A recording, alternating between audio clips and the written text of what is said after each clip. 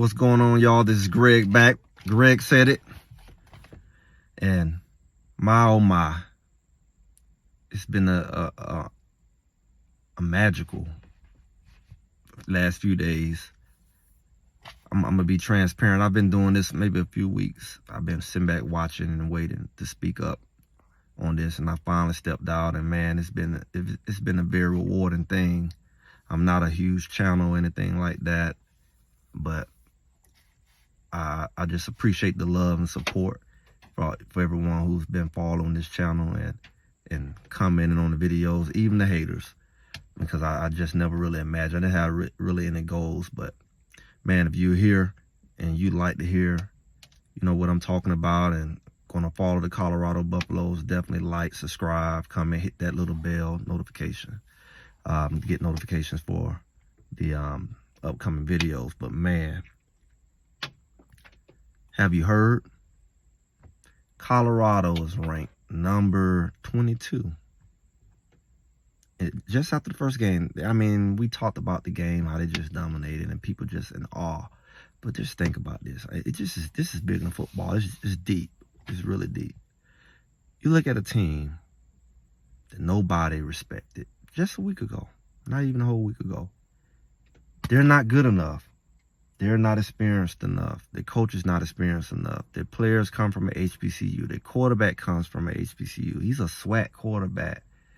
They haven't really played anybody like this. Colorado was 1-11. They're going to get slaughtered by TCU. 3-4 touchdowns minimum. They went from that to ranked that fast. I don't know what I expected, but I don't know. Top 25 after one game. I'm just going to go ahead and get ahead of myself and ahead of everybody else. I've said it. I posted it. Colorado will be 3-0. Greg said it. They will be 3-0 going into conference play, going into Oregon. Another highly ranked team if they continue to win. They're in very good position to do something amazing. Because everybody believes in them now. There's a few haters that still don't. But the real bandwagoners are starting to show up. I'm seeing posts all over social media, Facebook. People doing more videos now. I'm glad that I stood my ground and fought the haters, you know, about what was going to happen. Because this video is about what's next. They're ranked. They're going to run through Nebraska. I said it. We'll talk more about that. At least 3 touchdowns. They're going to run through Colorado State. At least 4 touchdowns. And they're going to go into Oregon undefeated. I mean, I don't know nothing about Oregon. They're going to upset Oregon. And it's really going to be pandemonium. It's going to be crazy. And they're going to be in the top 10. And that USC game is going to be very important. Heisman talk. Go ahead and mark this. Heisman talk. Playoff talk. Wow. All of this is coming. And they're still going to be halfway through the season. They're going to have to maintain it. That's going to be a whole nother conversation. As far as keep staying healthy. But it's going to be crazy. And Greg said it first. But what's next? Got a few people, oh, there's one game. A few people still holding on. They just can't let it go. They're actually going to be better and better and better. It's going to be scary. I've said before, you haven't even seen all of the weapons. I call it a slow release. It's dangerous. Different looks, different personnel coming week to week. Different players emerging. It's going to be scary because you're going to think it's going to be the same players. And it's going to be, oh, this freshman came up, 4 touchdowns first game. We didn't see it coming. Then you're going to see somebody come off the bench and just might put up 2-3 touchdowns. One of the receivers. Oh, who's this guy? We have true freshmen on the bench of receivers who are very, very good. I can name one, Hopkins. I can't remember his number. Hopkins. I think it's 18. Dawson. He was on the field a little bit, number 6. Javon Antonio hasn't really emerged. Number 4, big receiver. You got McCaskill at running back, who's there letting him just hit all the way up. Kind of remind me of what they did with Travis Hunter last year at JSU. He's going to come back fresh leg, probably, if not this game, the 3rd game. And he's going to run all over people. He was number 1 running back as a freshman a couple years ago. He's going to be fresh. And nobody's going to see him coming. Kavashier Smoke is going to be ready to run over some people because he's just like a bull. Kamani McLean is over at DB. You know he's going to play. And like I said, we have mosquitoes in my car.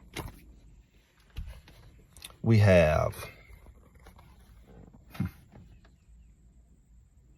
Demore Kennedy. We have Juju Mitchell at linebacker. It's a lot of depth here. It's a lot of D linemen that you haven't really seen. You know, personnel and matchup is important, and it's going to be different week by week. A lot of D linemen that haven't really stood out yet. Jordan Dominique did pretty good. Shane Colt's going to do some more things as the season goes. And just a whole host of D linemen. I can't even really name, but they're very good. So we have a couple safeties that haven't played. The point is, the depth is there in a lot of different positions, and they're very talented. And when the opportunity comes, they're going to emerge, and it's going to be like seeing it for the first time. And I just think it's going to be an exciting season. It's never going to get bored. It's like you saw them come out so strong in the beginning of the first game. It's like, where else can they go? You would be surprised because there's a lot of other guys waiting for their time to shine, and they're going to have the opportunity. You've seen 4 different guys get over 100 yards in one game, and it probably was like 7 receivers that got the ball. This is the kind of stuff Shadul used to do. He would whoop people and have like 8 different guys, 9 guys touch the ball. I mean, even Willie Gaines, another guy from Jackson State, very fast, hungry. Don't be surprised he get in. I remember in Jackson State, he wasn't really prominent in the first few games. And then around about the 4th or 5th game, I think maybe some injuries or whatever, he emerged and he ended up carrying the team. 2-3 touchdowns, I think, maybe in the game. So that's what depth does to you, or for you. Got a new offensive lineman that came as well. He's just getting there.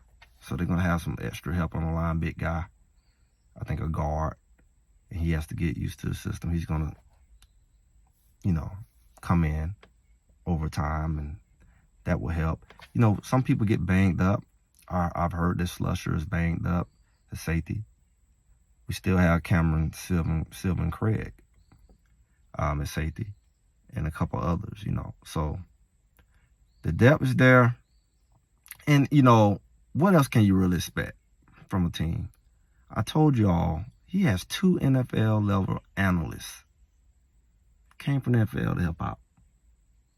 What do you expect but for them to slice and dice a team up? It's like having a high school coach or a college coach go help and coach a peewee football team. It's unfair. Their minds are on a whole nother level. He has several former head coaches on the staff. While people were steady hating, they didn't really look at what he has. And now you really wouldn't be surprised at the type of the conditioning staff that they have, strength and conditioning. A couple of those guys come from Georgia when they won the national championship. One of them got 2. Everything is on a high level. From the strength and conditioning, the coaches, the offensive coordinator was known for what he did to Power 5 teams from a lower conference school. You have the defensive coordinator coming from Alabama. And we know what they did over the last decade. What do you all expect? Maybe you didn't know, maybe you didn't try to know, maybe you didn't do enough research, you just jumped on the bandwagon of jump on Coach Prime. Hey, because really what's supposed to happen, this is supposed to have been the dump on Colorado week. Oh, y'all really thought you had a chance. Oh, Coach Prime, you know what he's doing. He should have stayed at the swag. That's what, let's be real. That's what was expected. It's a whole different story this week. That's an inspiring thing. It inspires. It should inspire you. That you can go from the most overlooked, most joked about, to everybody respects you. Well, almost everybody. That's amazing. That's why I say this thing is bigger than football. It's inspiring. That's why you should want them to succeed. The ultimate underdog story. They shouldn't have been underdog. But hey, maybe a lot of underdogs shouldn't be the underdog. This is going to be an exciting year. You might as well get on board now. Greg said it. Like, subscribe, comment, hit that little bell, and I'll talk to you all soon.